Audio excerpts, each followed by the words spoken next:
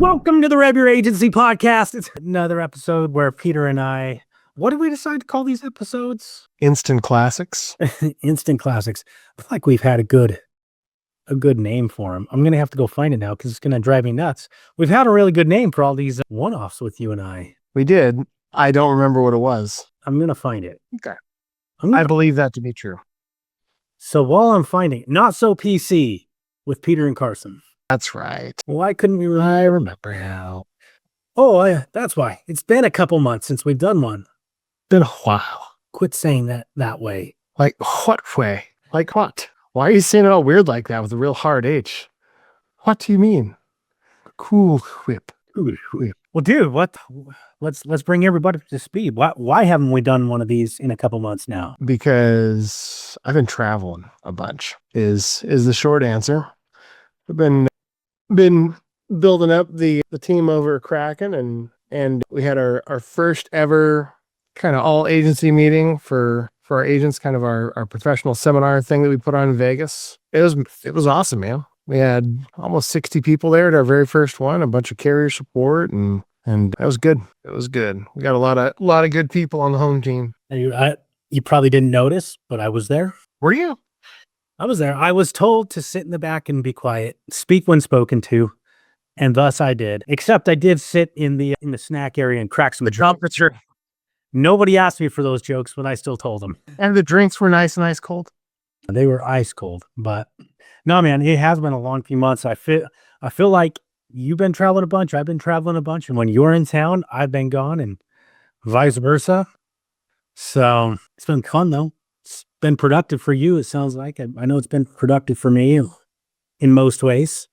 So yeah, it's been good. Dude. So Harrison, my boys are on spring break this week and next week. And Harrison asked Cassandra if she could teach him how to bake a cake, right? She's like, yeah. So it was on St. Patrick's Day. So they dumped, they got a yellow box cake and dumped a bunch of green food coloring into it for a St. Patrick's Day cake. But look how happy this kid is with his cake. So proud of himself. He decorated it all and did all the stuff on his own. And at the end of the process, Cassandra's like, all right, buddy, well, let's clean up. He's like, I have to do the dishes too. You did not say that I would have to do the dishes. I just asked to bake a cake. Right. Peter, cleaning up is part of the deal. I think that's actually the most perfect intro in today's conversation. Literally the most perfect intro. And by most perfect intro, no, I do not mean if we want a green cake, we need to put green and yellow. We could have used blue and made green with yellow cake. What I do, this was like Incredible Hulk green, dude. It was green. Green. Yeah. What I mean is that phrase, wait, I have to do the dishes too. Oh, wait, there's I have to finish the job. And I have 10 different angles to take this on. I know, because you and I talk almost every damn day, but I think that's the title right there. Wait, I have to do the dishes too. Yep. So Peter, what dirty dishes have you been noticing? Because that was kind of the overarching topic we wanted to hit on, since we haven't done one of these in a couple months, is over the last few months here, what gaps have we been seeing, not only in ourselves and our own production, but with the hundreds and thousands of agents that we work with on a weekly basis at this point? What gaps are we seeing? I think it could really be summed up in kind of one broad stroke is, I have to do the dishes too. Be a better partner. And that could be personal or professional, just it's the golden rule, do unto others as you would want done to you. I think that a lot of people, sometimes they miss the boat on that one, because it is when you remove yourself from the situation, and a lot of times when you remove yourself from the victim role. Yeah. Right. You take yourself out and you see two other neutral parties that you don't have anything to do with, you don't have any skin in the game. It is so stupid, crazy obvious what the answer is. It's oh, well, yeah, you did this, or you didn't do this, or this. But when you're in it, sometimes it just puts on the blinders. You miss the thing that's right here, right? Because you're so close to it. I experienced that with Rev a lot, where I see agents that have these blinders on that if you took them out of the equation, the answer is so crystal clear and so easy to fix that they wouldn't even bat an eye at it, right? And so the analogy that I use with that is like business owners, small business owners that don't know what they don't know, right? As far as how to run a business, how to be productive, whatever the thing is. If I took the business owner out of it and I interjected their kid into the scenario, it's like Colin, right? My oldest son is a great example. Colin played high school baseball. He played baseball from the time he was like 8 until through high school as a senior. And Colin was struggling with hitting balls. I'm like, oh, not a problem, buddy. I'll get you a hitting coach. I'll get you somebody to help with that. And not only did I go find him a hitting coach, like the guy that I got him hooked up with was the hitting coach for the Diamondbacks the year they won the World Series. Because Tony happens to live like 20 minutes from our house. But I started asking, like Cliff's grandson was real big in baseball. So I asked Cliff and a bunch of other people that I knew for recommendations on, hey, I'm looking for a hitting coach. Who do you got? And Tony was on all 3 people's list. And it was just super stupid, obviously. Oh, okay.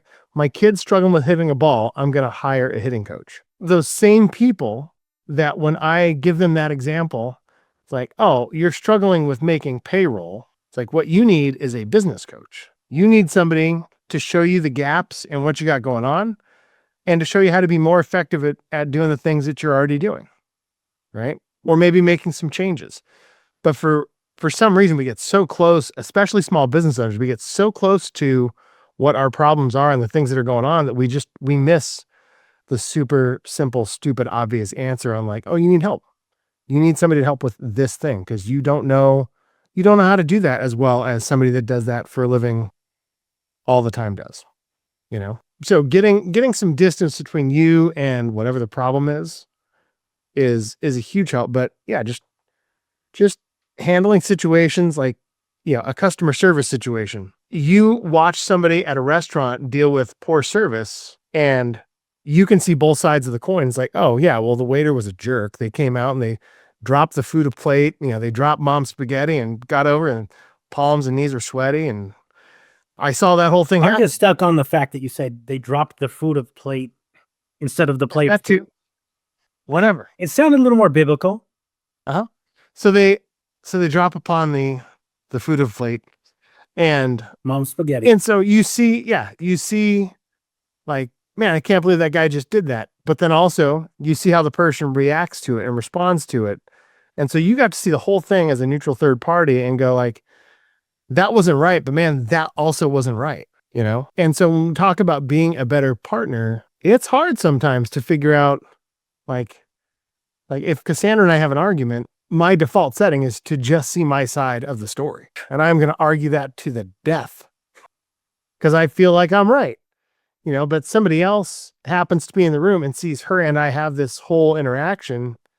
And they're like, yeah, Peter, you're right. She did say or do this, but like you also said this thing or responded this way or reacted this way. And that's what lit the powder keg on fire. It's like, oh, I didn't see that. So yeah, being a better partner, sometimes like really, I think it comes down to, you ever read the 7 Habits of Highly Effective People? Yes. So NAFA does this training called Lilly. It's the Life and Leadership Institute. And it's like a 6-month course to go through. You get together. Oh, it's Lily with an I. It's a Mormon spelling of Lily. Yep. Lili. So when you go to this thing, it's an 8-hour deal, like the first Monday of the month. Yeah. Right. And there's a bunch of required reading that you have to read through. And it's all leadership books like Good to Great, 7 Habits of Highly Effective People, 21 Laws of Irrefutable Leadership, like good books. Right. And the one that I really struggled the most with was the 7 Habits. It was, I don't remember, it might be like the 5th or 6th habit, but it's seek first to understand, then to be understood. I think like if as a culture, as a society, if we could change one thing, like if I could wave a magic wand and change one thing, it would be that. If I could get, that was the only one. Like, you don't know that about me. Don't say yeah. Oh yeah. Oh no, I know. You don't know that about me. Oh, I know. The only thing I've ever justified was conclusions. But that's That's the one for me that it was like, the other 6 habits were like, well, yeah, duh. But that one was like, oh, yeah, I struggle with that. Okay. Do that. For everybody listening in too, like sometimes with these conversations Peter and I have, you have to get a little creative. Not just because we like to have fun, but like understand you've got partnerships. Like you've got a partnership with a spouse at home potentially. If you have a spouse at home, that's a partnership. It's not potentially, but you potentially have somebody at home. I don't know. I'm not here to judge. Maybe you have a partnership with the bar of soap in the bathroom. I don't know. But you've got partnerships with your business partners, but you've got partnerships with your underwriters. Like that's one of the things that I think has made me like a top tier producer. In fact, I don't think I have carriers multiple times per year, multiple carriers, multiple BGAs and FMOs and IMOs tell me that they really appreciate this one phrase from me. And it's not that I'm perfect at it because there's other areas. It's weird because I apply it in one area and not the other, right? So I need to do much better. But one question I ask quite often of my underwriters, my case managers, my carriers, how can I be a better partner? I am your partner in production. How do I bring better risks to the table? How do I field underwrite better? How do I weed out the bad crap better? How do I do my policy work better, my service work better? How do I, what can I do? What can I do? What can I do? And 99.9% of the time, they're like, nothing. We really appreciate you being on it. But that 0.1% of the time, they're like, if you would start, when you send an email, put the client name and case number in the subject line, that would actually help us quite a bit. So we don't have to go looking back through it. That's being a good partner. Don't be lazy. But then it can expand to your business partners. It can be a partnership with your CPA. How do I be a better client partner? How do I be a better, vendor partner? How do I be a better? So I think it's almost exponentially and infinitely expansive, the term partner. So I don't want everybody, as we go through this conversation, to think that it's just your business partner, but also Yeah, no, it's not. it's your business partners too. Yeah. So that's a great case in point, man. Like I just put through last week. I put through a bunch of life apps last week through NFG, and it's my first time submitting business through them.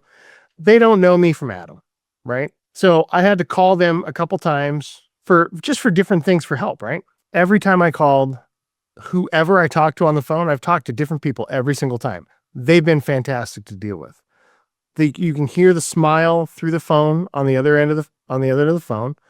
They're quick to answer.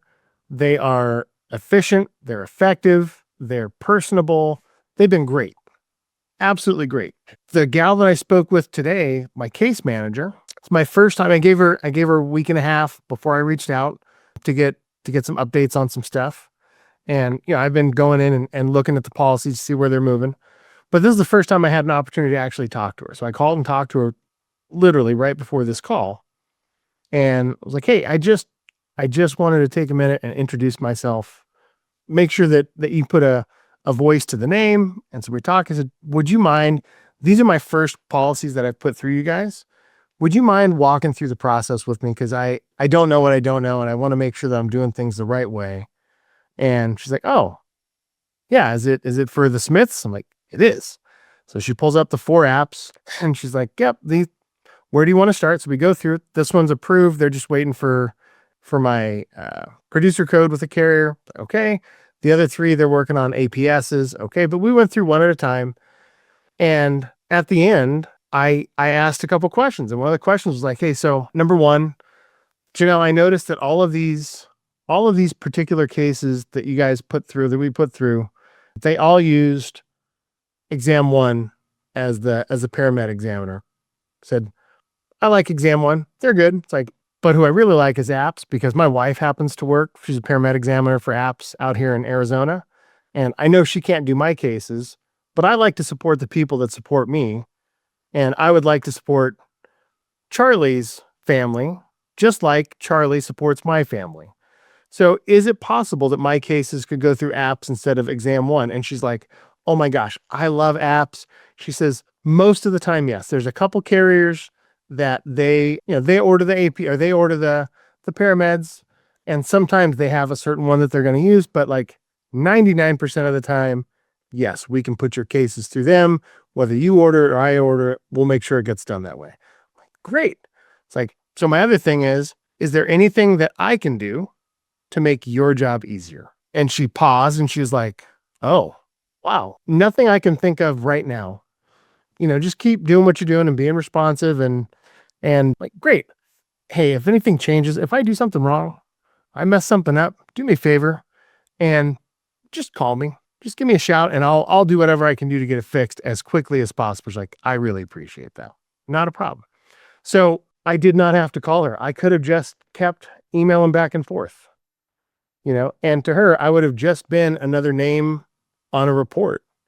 But the fact that I picked up the call or picked up the phone and spent 10 minutes with her on the phone, built some rapport, understand that she doesn't live in the state that NFG is based out of. She works remotely. She's got a cat at home because she was like, hey, can you hear my cat on the call? I was like, no, I can't hear your cat.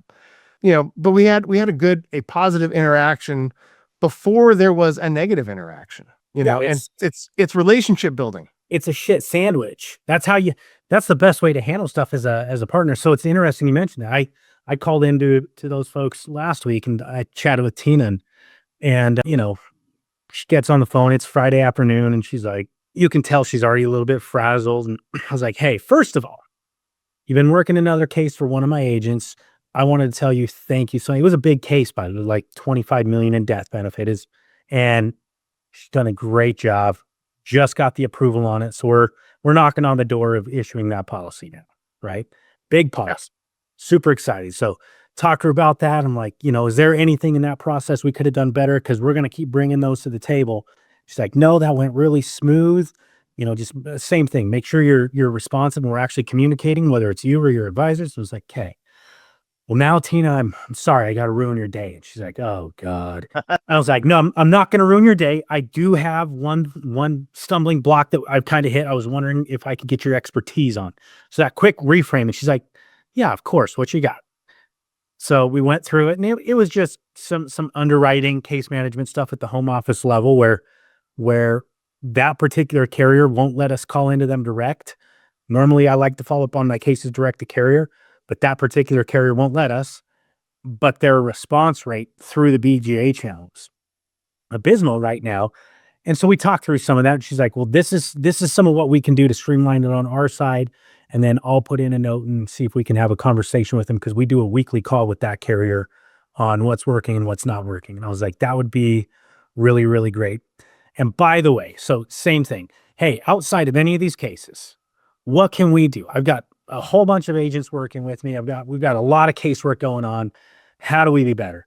She's like, well, you guys are actually pretty great. I can think of one or two things. And it's funny, you and I were chatting earlier today, and one of the things you mentioned was communicate. You had some acronym. I had a different. My favorite acronym. It's CRAP. Communication resolves all problems. So I had a different acronym that you didn't like as much, but we'll leave that off the pod here. But shit, no. I don't think that's what the acronym was. That's not what it was. But no, we kind of went through that and closed it really, really good, right? So we tucked, even though it wasn't a big problem, we tucked that little problem inside of two great positive pieces and close out that thing. And as we're getting off the phone, do you know what Tina says to me? She's like, hey, thank you for your time. I know we only spent a few minutes on the phone, but I just want to let you know you made my whole Friday. It's been a long week and this has been the best part of it.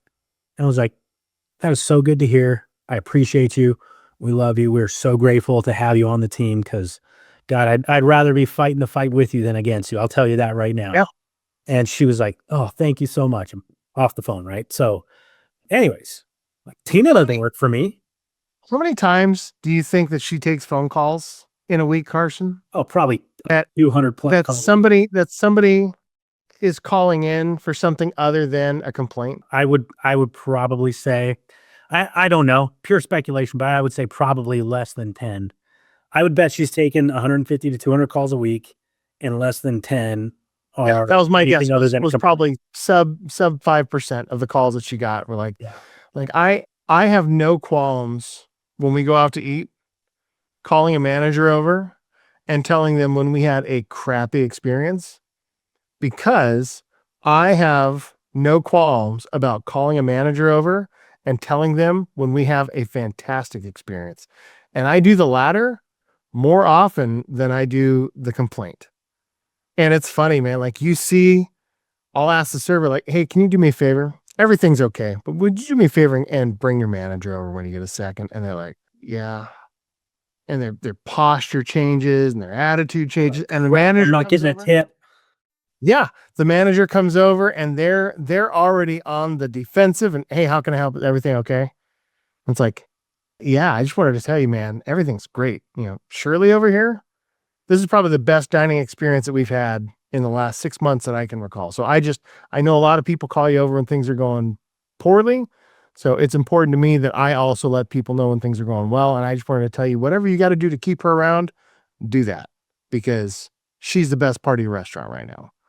And their whole demeanor changes. They're like, oh my gosh, thank you so much. Like, can I get you guys, do you want a cookie sundae? Can I get you dessert? Cookie Sunday, Peter, let's be honest. It's the flan and it's Rodizio's you're talking about. Absolutely. Absolutely. But seriously, like, you see their whole week just change like that, just because you took the extra 5 minutes to tell them, hey, look, I just wanted to tell you things are going great. So thank you for that.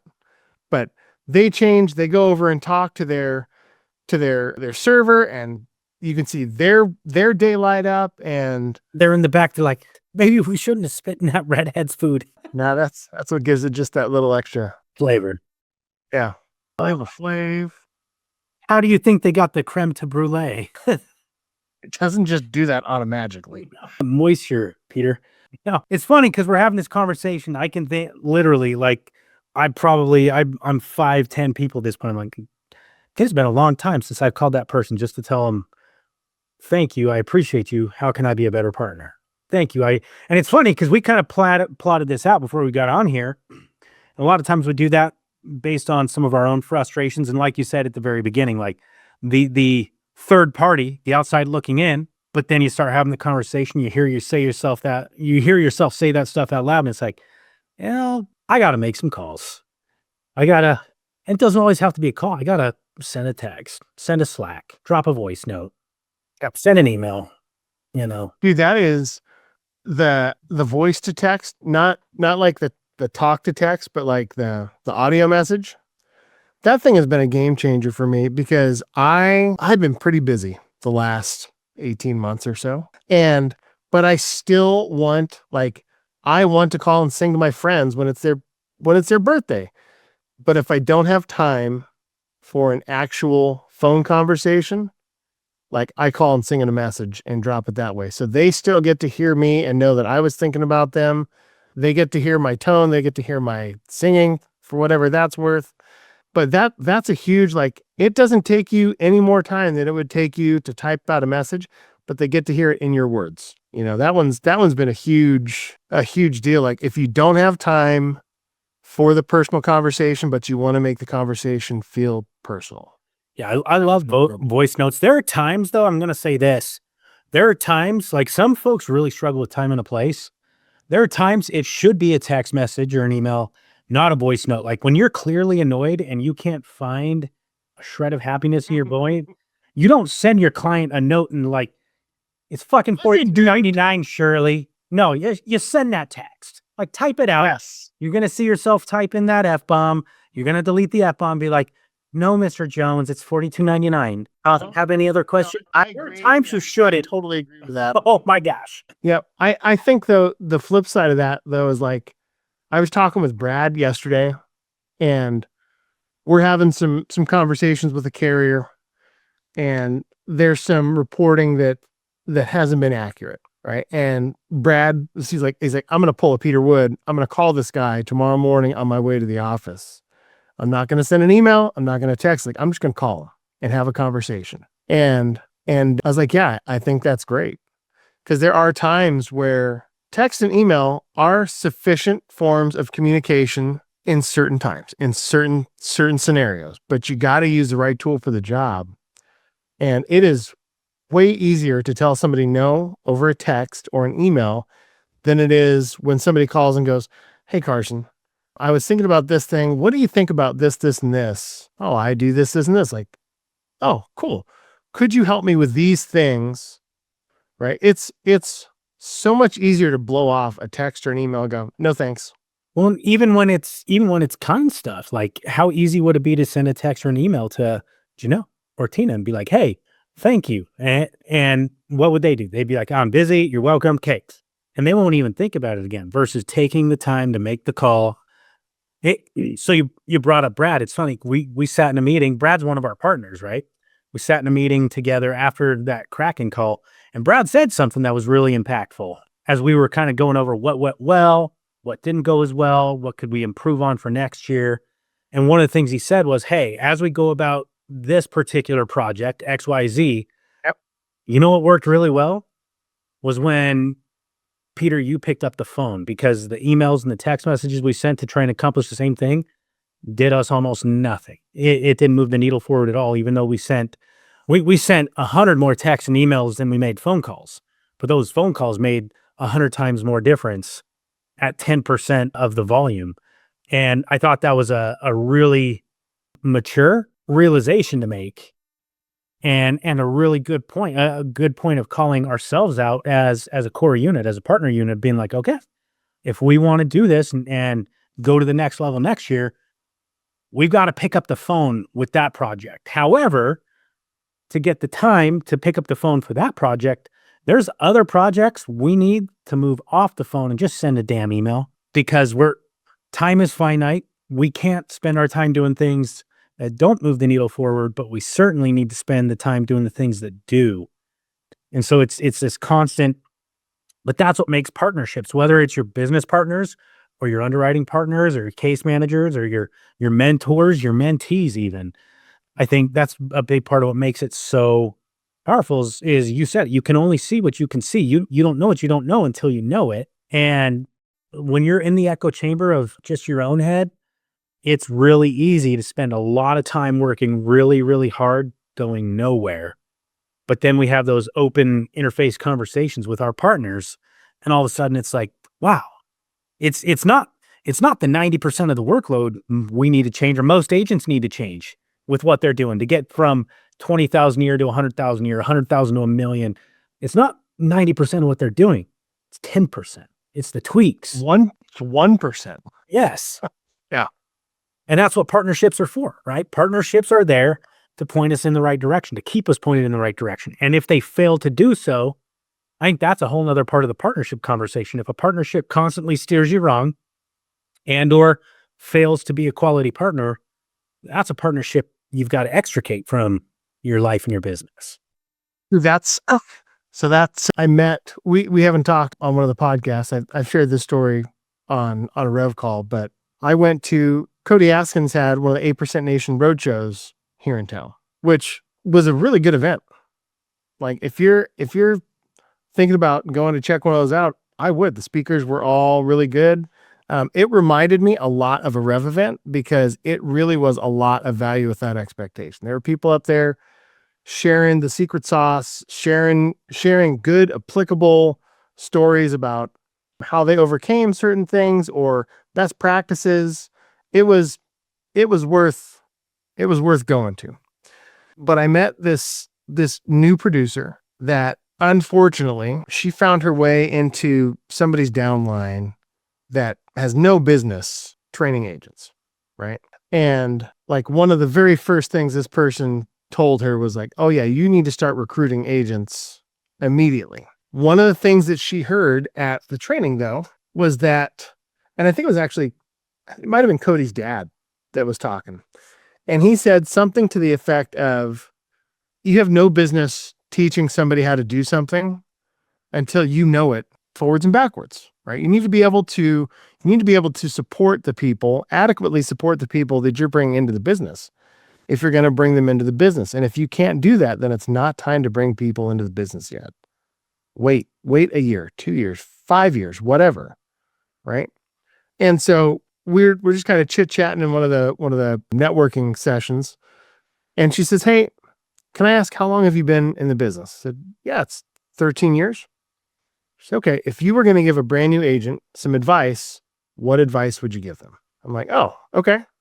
Well, it's like, first I would share one of my core beliefs is that I really believe that nobody needs to lose in order for me to win." That's one of my core values, that nobody else needs to lose for me to win. If I win, you should win, my client should win, the carrier should win. Like all people's positions should be improved, right? And the second one is you need to get out and find the best possible mentor that you can as soon as you can. It's like, I was real fortunate. The guy that recruited me in was that guy for me.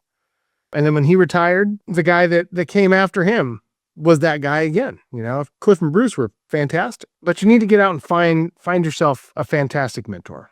And unless they ask you to do something illegal, immoral, or unethical, just do the thing they're asking you to do the way they're asking you to do it. But if you should find yourself in a situation where your spidey senses start tingling and you feel like maybe they're asking you to do something illegal, immoral, or unethical, run as fast as you can.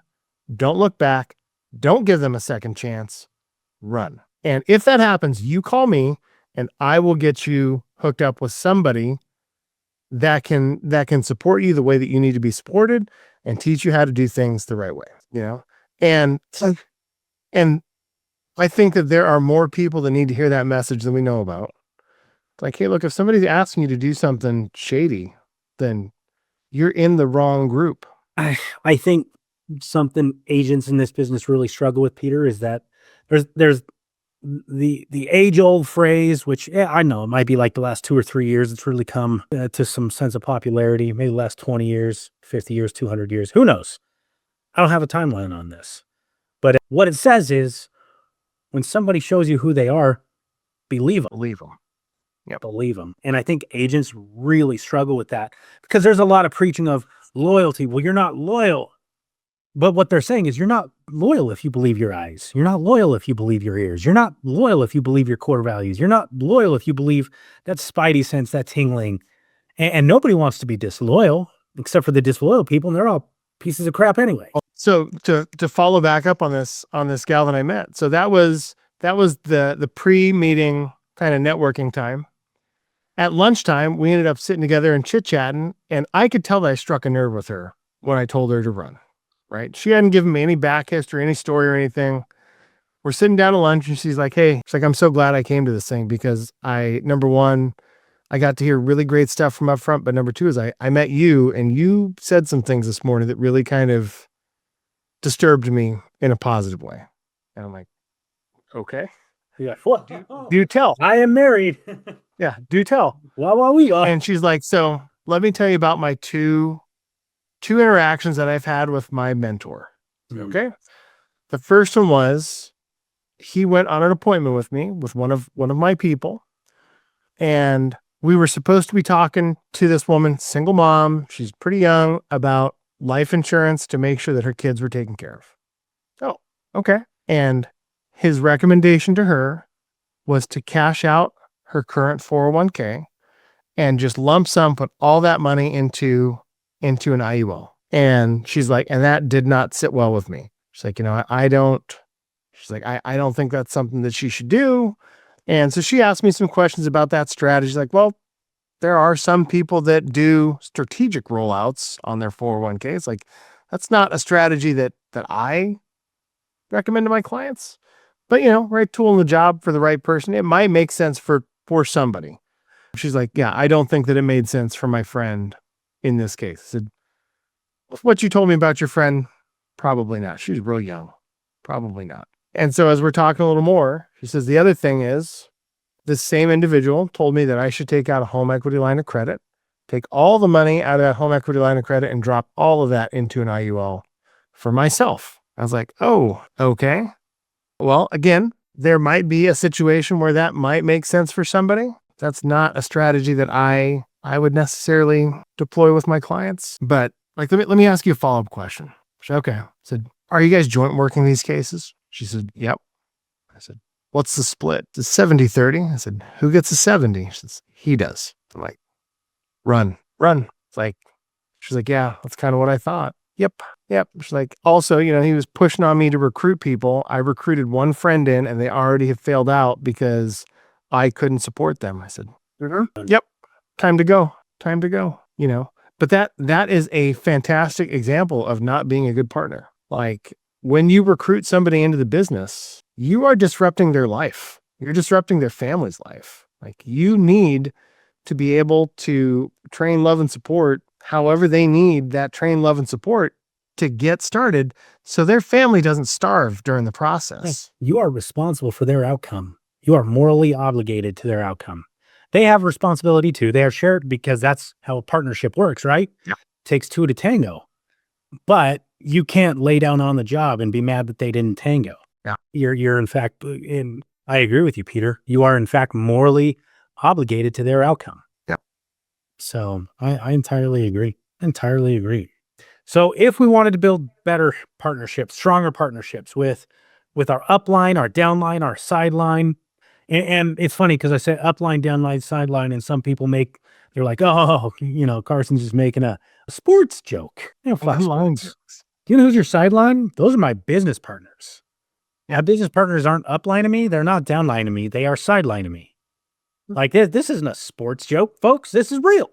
You have an upline, you have a downline. Some of us have a sideline. So how do we be a better partner to our upline, our downline, and our sideline? Yeah. I think it starts with being honest with what you need and what you can give, and then asking the same of those people. Like, hey, I need help with this, and this.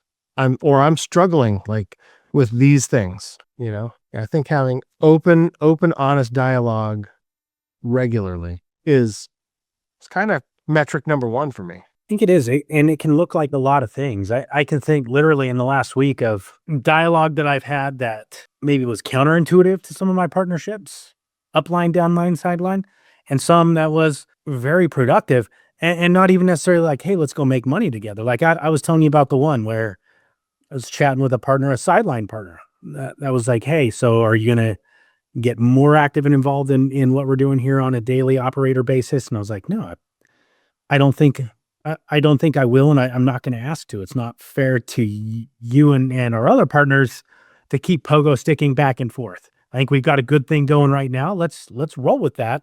And the excess of time or energy that I might have and the extra money I might want to go make, well, I'll go fill that void. You guys aren't responsible for that. We've got a good thing going on right now. So I think that was a productive conversation. But with that same partner in a different conversation, we didn't have as productive conversation. It goes back to your acronym. What was it? The D one. D-I. Didn't I learn? Crap. It was crap. But it's like we had a moment of brilliance, and then that moment of brilliance got retarnished. And so we've got to have some follow-up conversations because it became convoluted with niceness instead of kindness. And that's actually a clear distinction I want to make, that the most effective I've ever been in any of my partnerships, upline, downline, sideline, home office, or otherwise, it doesn't matter, is when I was candid. Yep. Because candor is kind. Nice can be really, really, really mean. Nice can be one of the most mean-spirited things you can do to any of your partners as far as how you communicate. Now, don't confuse nice and polite. We need to communicate with politeness, right? And respect. But I think oftentimes the message is lost in the nice as opposed to being candid and trusting that candor is kind. Yeah. I think that's one of the reasons that you and I work so well together, is because I know if I'm saying something dumb, you're going to hold me accountable to that and go, yeah, in the right way. It might not be in front of everybody. It might be a phone call afterwards, like, hey man, everything okay? Cause you said this and this and this, and it didn't really track with where I thought you were at, and vice versa. You say and do stuff, and I'll be like, oh. Well, like today when you're like, hey dude, record those videos. Yeah. Record those videos. Yeah. No, that's fair. Candor is kind. Yeah. But there's also a level of trust that we developed over the last, 3 or 4 years, that we can have those conversations directly. I think a big part of that, and this is maybe a less tangible part of being a good partner, is that the level of trust isn't that we can come out of a conversation unscathed. There's been times that you said shit to me that's hurt my heart a little bit, and I've been like, okay. But I always get up in the morning and we grab ourselves a little morning chat, and I'm fine, and well, we sound like a married couple, but the level of trust that I have is that while not 100% of your opinions or perspectives have been correct. Like that's shooting for 100%, right? But every single one of them was meant to help me be better. 100%. There was never any other intention other than that. There's never been anything else behind it. There's never been any ulterior motive. There's never been trying to pump me for information or get a feel for where I'm at to try and manipulate a situation. It's always been one of REV's core values, giving value without expectations. And I think for me, Peter, that's why it's so easy to trust you and partner with you, not just through REV, not just through Kraken, but in so many other ways. I mean, a phrase I like to use a lot of times is that I'm excited to do life and business with you. And especially in the case of you, life is a big one. You know, if the crap hit the fan, you and your family are one of, maybe I could probably count them on one hand, folks that I would trust. And I'd be like, Camille, take the boys and go. Like you'll be safe there. You'll be fed. You'll have a roof over your head and you'll be able to figure it out. And because there's never, ever, ever, ever been any ulterior motive, not money, not, nothing. There's never been anything other than value without expectations. And so here's my question to you in this. How do you approach, what kind of mechanism could you put in place to make sure you're approaching your partnerships? And I'm asking more for myself selfishly, because I need to work on some of my partnerships. How do you approach every single partnership every single time from that angle? Because it's not always easy. It doesn't always come like that. We don't always, as partners, as me and my underwriter, me and my business partners, me and my wife, we don't always agree. So I might go into conversations with like, oh, I'm going to go in and I'm going to get this out of it. But that's not value without expectations. Right. And so that's my question is, how do we show up with some kind of self-checking mechanism in place where it's like, I know I need to have the conversation, but how do I show up and have the right conversation instead of the one, how do I have the one that my head needs to have instead of the one that my heart wants to have right now? Yep. Yeah. That reminds me of my relationship with my dad. So my dad he's not dead. My dad, when I was younger, there are parts of my personality that my dad and I are two peas in a pod. There's parts of my personality that my mom and I are two peas in a pod. But the part of my dad and I that was similar caused us some friction when I was a teenager. We rubbed on each other. And that didn't really get too much better until I moved out. And once I moved out, all of a sudden it was like night and day different. We still have our moments where it's like, yeah, Dad, that's not going to happen. But like 99% of the time, things are good. The thing that really kind of ground on me that my dad did, that I was like, okay, I'm not going to do that. When I'm put in this situation, I'm not going to handle that way. I'm going to handle it differently. Was my dad outwardly would appear to let things go. Really what he was doing was he was storing it up. So like I'd forget to mow the grass, right? He wouldn't say anything. He'd handle it, but he would take that and like, didn't mow the grass. Have a little mental checklist. And then I wouldn't, it's like I would come home late. It's like, oh, Peter came home late, mental checklist. And then finally something would happen that I would unintentionally, sometimes maybe intentionally, push my dad off a cliff. And it was this eruption. It was like, well, and you did this and this and this and this and this. And he'd go down this whole checklist of shit. I was like, whoa, time out, dude. I can't do anything about that stuff that happened 3 months ago. It's like, if you don't talk to me when things happen, it's not going to change. I'm going to keep doing that thing that annoyed you again and again and again and again until you erupt. And by the time you blow up, it is too late, So one of the things that I think helps me counteract that from happening for me is I address things when they happen instead of letting it roll, because my dad and I are very similar and I could very easily let that stuff fester and grow and compound. So number one is I deal with it when it happens. Maybe not right in the moment, right? Because there are certain times where it's like, no, I need to take a breath, because if I address this right now, it's not going to end well for anybody. You're pretty on the ball with it though. Countless times I've gotten a text, hey, do you have 5 minutes? Oh, yes. Yeah. So that But then the other thing is having regular conversation with people. So when you do have a conversation, it's not always a negative thing, specifically with people that you're going to do life with, whether it's a friend, a business partner, a spouse, whatever, just having time set aside where you talk about stuff. And 99% of the time, it might be good stuff, irrelevant stuff, just getting in the habit of talking to that person. So then when you do need to have a tough conversation, it's not a, why is this person calling me? It's, no, Peter normally calls me. So, hey, how's it going, man? Camille and I got in a funk like that several years ago. I mean, this has been years at this point. Not 10 years, but not 2 years either.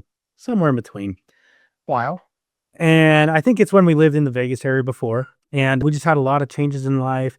Her dad had just passed away, and we were changing businesses, and we just moved out of Utah, and we're doing all these things, right? And there was so much going on.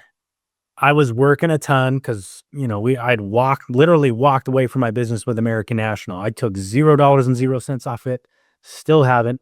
I'm proud of that because there's about I don't know, one or two other people that might be able to say the same thing. And hundreds of y'all recently, you were allowed to. But prior to that, maybe not so much. 50-50. But life was just so busy, right? So we weren't getting out on regular date nights. I was coming home late a lot.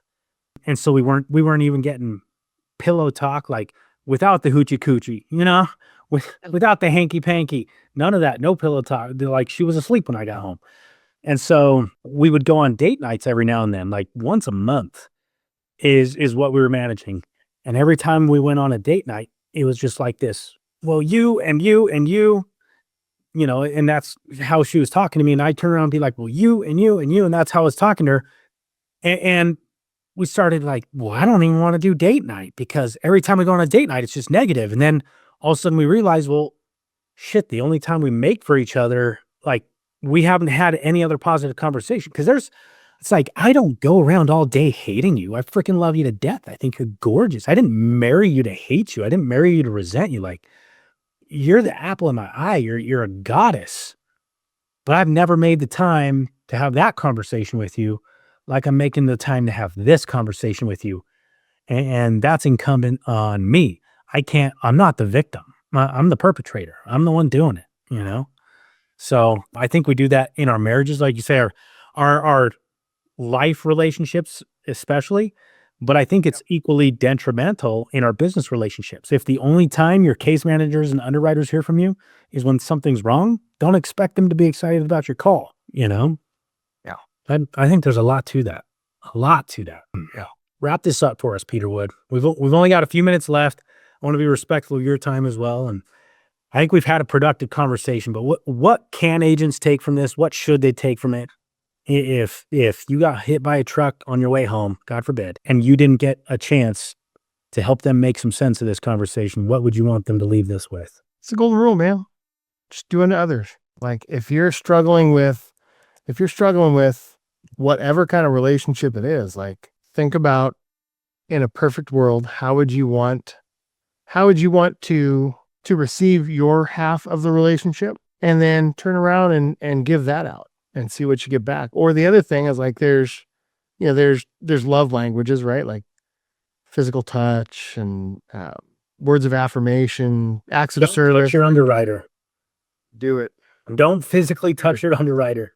Physically touch your underwriter. Okay, well, good meeting. See you guys. Come here, Daryl. No, but I mean, understanding how the people that you're trying to communicate with communicate. Yeah.